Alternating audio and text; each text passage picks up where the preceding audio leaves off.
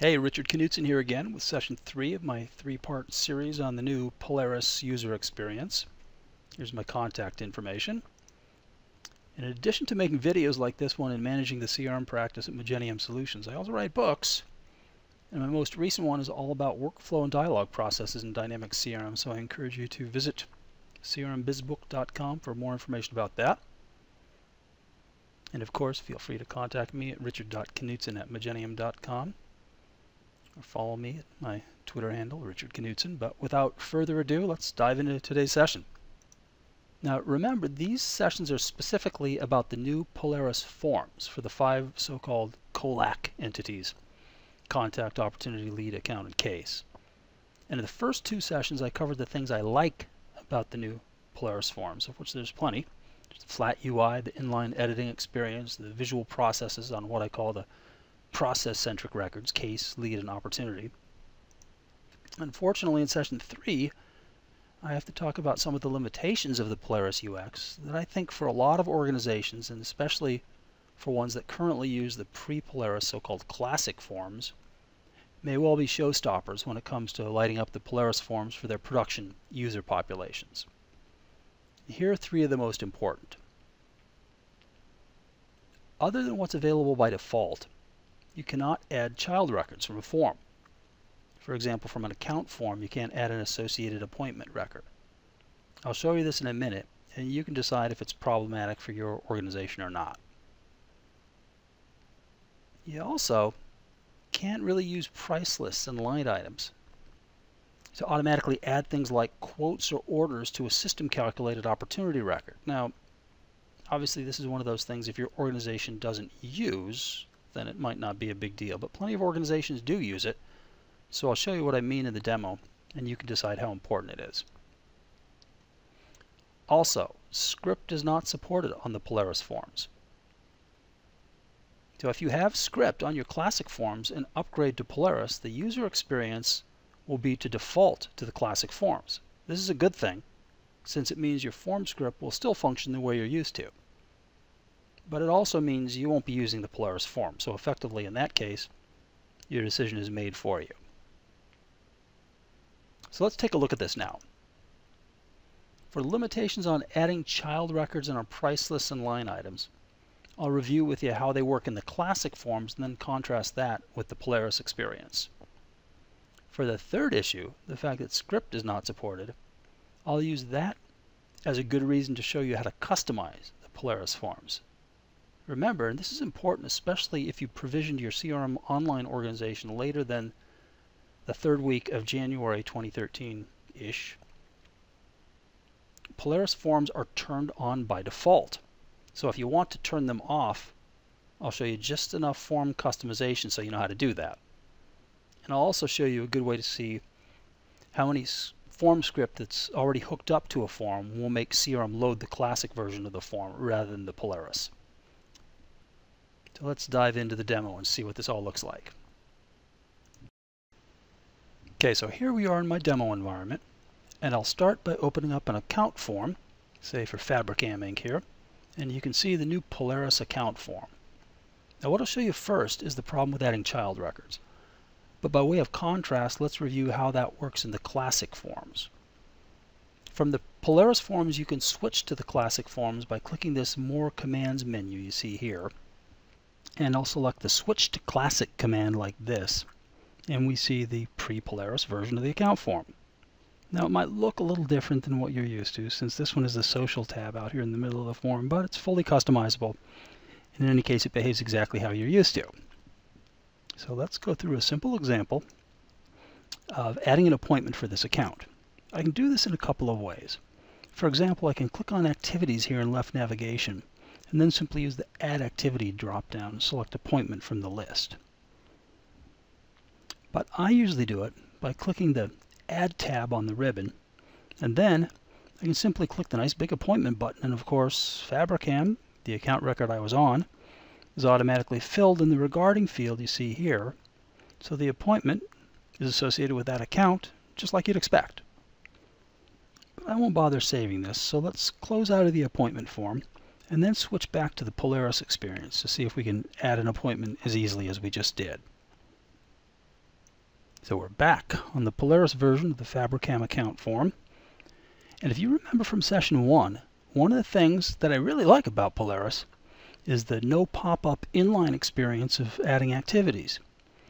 Now you can see that here when I click on the Activities tab on the form, I have this really nice ability to add a phone call or a task without having any pop-ups coming up, just being able to get my work done. But unfortunately, those are the only 2 activities I can add. And this is not customizable, so at least in this version of Polaris, I can't add an appointment in the nice, easy, inline way that I can phone calls or tasks. So how else might I add an appointment? Well, there's no ribbon on these Polaris forms. And you can see if we take another look here at the More Commands drop-down menu that nothing here looks very promising either. But we do have form navigation. We just have to remember to expand the navigation pane like this. And sure enough, the Activities link is in left navigation by default. So if you click on it, and then click inside the Activities grid here, well, don't get your hopes up, because there's no Add button. Now at first, I thought this New button in the upper left-hand part of the form might do it for us. But it doesn't. It actually adds a new account record. And since it closes the form I was on, it really just makes it worse. So you can look around these Polaris forms a lot, but like I said, it's pretty much what you see is what you get. Anything that's available on the default form works pretty nicely, but you can't add child records through left navigation, and since the ribbon's gone, well, that makes adding child records pretty difficult. You basically have a couple of options. You can, of course, simply create a new record from scratch and then select the record to attach it to in the lookup field on whatever form you're on. Or you can simply do it from Outlook. That, of course, still works. For example, by using set regarding to attach an appointment to an account. Now, to tell you the truth, I'm still not sure if making it more difficult to add child records was an oversight or by design. But like I said before, until it changes, I treat this more like a beta UI than I would like a production one. But now let's segue to a different topic, and for that we'll navigate to opportunities. And what I want to talk about here is price lists in the product catalog and system calculated pricing. I know it's a mouthful, but if you use this, you'll know what I'm talking about. And I think the best place to start, we have some opportunities here that I've used system calculated pricing for, but what I want to do is navigate to the product catalog, and let's take a quick look at how I've set that up here so you know what we're dealing with. So first of all, I've got 3 products added. It's a pretty simple little thing. I've got a couple of consulting products that are sold on an hourly basis, and then I've got software sold in units of a client access license. So my fictitious CRM consulting firm's got a nicely built out product catalog. We've also got a price list, so each of those 3 products is exposed as a price list item in this single price list. So what we can do when we're working with opportunities or quotes, we can apply a price list to one of these records, and then we can take advantage of system calculated pricing. I'll minimize the visual process section up at top just to give us a little bit more room. And if I scroll down on the opportunity form, we don't see anything down there that would let us do things like select the price list that we want to use to price out this opportunity at. But that we can easily customize, and I'm going to switch to the form editor here. Now I should say that even the fact that I have to customize this is a little bit disconcerting, because if you're used to using the product catalog and system calculated pricing, it's unfortunate that you have to customize this. But fortunately, customization is easy. It turns out that the tabs are there on the form, but they're not visible by default. So the product line items and the quotes tabs here, all I need to do is customize them. So I'll open up the properties, and check the visible by default option there, which in my view should be the default option, but that's just me. And I'll do the same thing for quotes.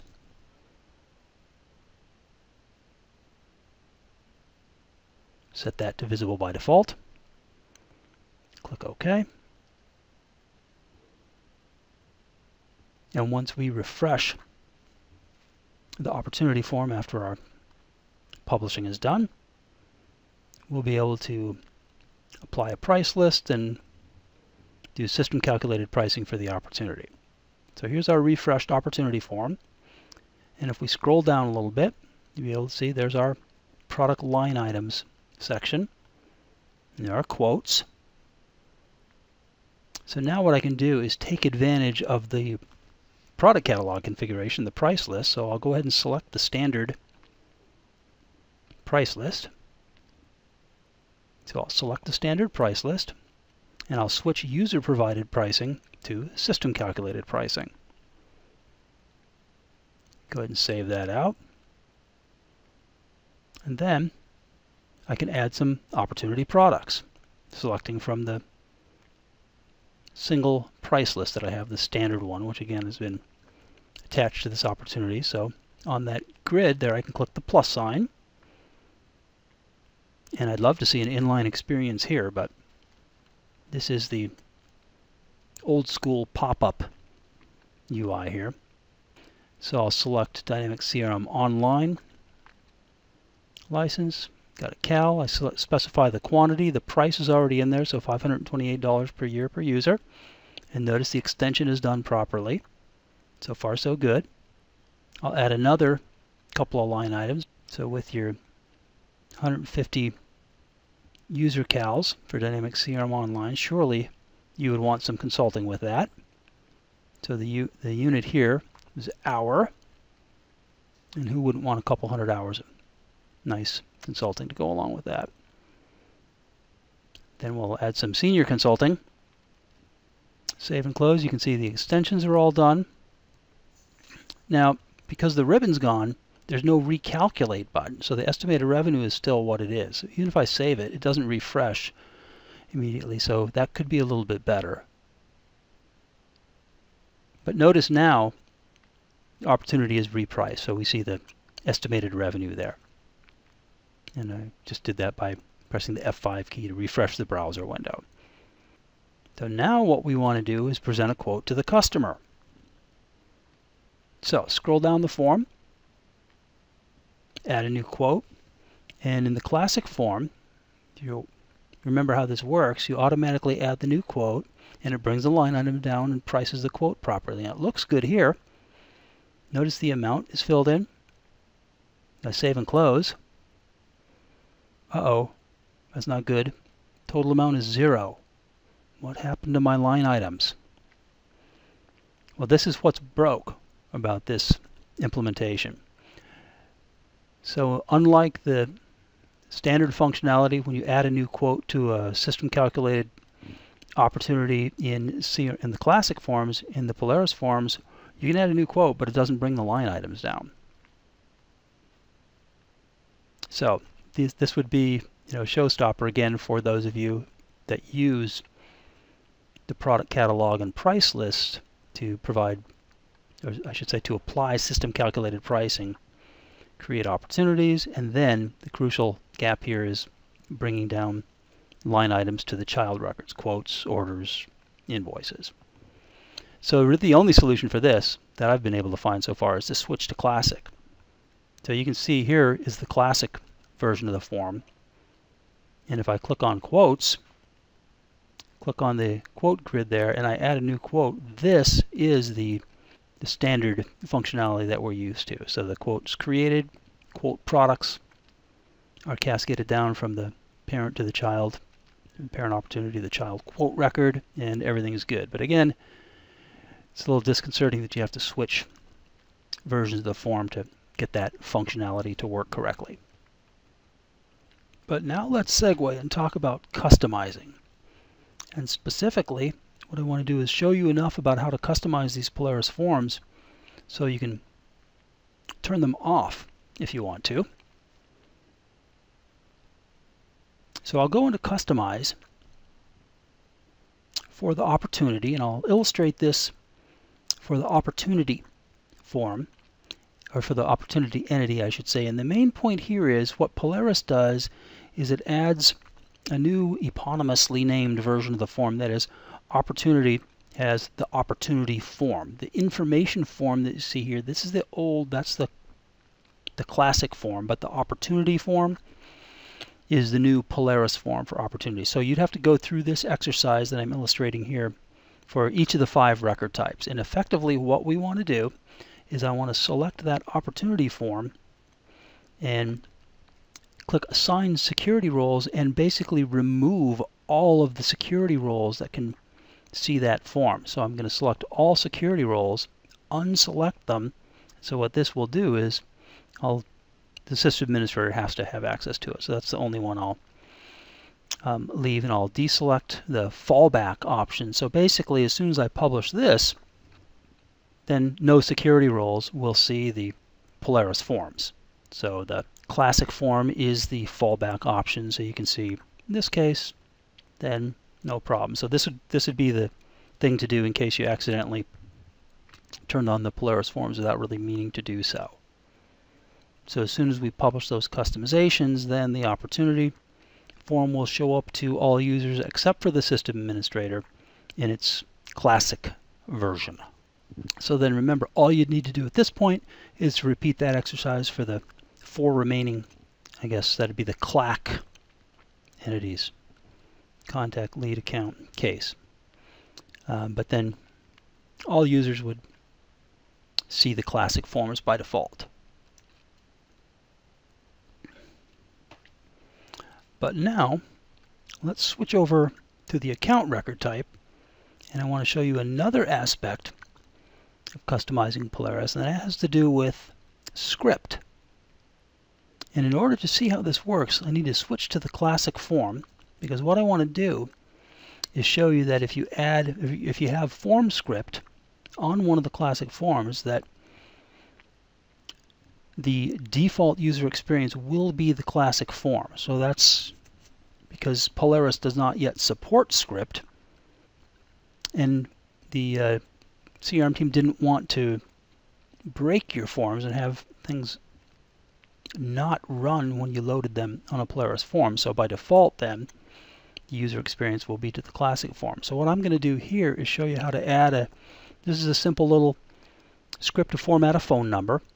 And I'm adding it as it'll be a web resource, and I'll add an event handler. I'll attach the script to the account form, and then I'll add an event handler on the change event of a phone number field on the form. So there's my script. So this is my web resource. You can see the context is the argument of this script, so we can reuse it for any phone number field, really on any entity. So now I've got my web resource attached to the form, and now I just need to hook it up to the change event of a candidate phone number field. And I have plenty on the account form. This one looks good. So we'll go ahead and grab that, double click that phone field there, go to the Events tab, and then add an event handler for it and point it to that format phone number function. And I'll pass in the context. Again, that's so the script itself doesn't need to be hardwired to a specific field. You can pass it any phone number field and it'll work. I can preview that to see that it works. And sure enough, we can see that it works. So we save and close and publish, and we'll be good to go. So now, all we need to do is navigate back to Accounts and open an account form. And as soon as we do that, you can see the result of that. Since there is script, since form script is associated with that classic version of the account form, Dynamic CRM defaults to that version of the form. So even if a user had a security role that allowed them to see this form, in this case, they would see the proper version of the form. So that is session 3 of my series on the new Polaris Flow user experience. Now, if in addition to watching videos you also like to read, Here's an excellent article on Polaris by one of my favorite CRM bloggers, Jukka Niiranen. And his article is more general than the example-based approach I used here. It's a great reference. Check it out. Also, if you haven't seen the first 2 sessions from this series, I hope you watch them. I'm actually a very positive and optimistic fellow, so I wouldn't want this limitations session to be the only one of my Polaris recordings you watched. Finally, today, being March 14th, is 3 days before Convergence 2013 kicks off. And if you're going to New Orleans for the conference, please stop by the CRM user group booth at 2 p.m. any day the vendor expo is open. My book, which I mentioned earlier, and the CRM Field Guide, which I co-authored with several of my colleagues from the CRM MVP community, will both be on sale at the Convergence bookstore. And we will be doing book signing at the booth, but even if you don't have one, stop by and say hello. So once again, Richard Knudson signing off, and I hope you found this helpful.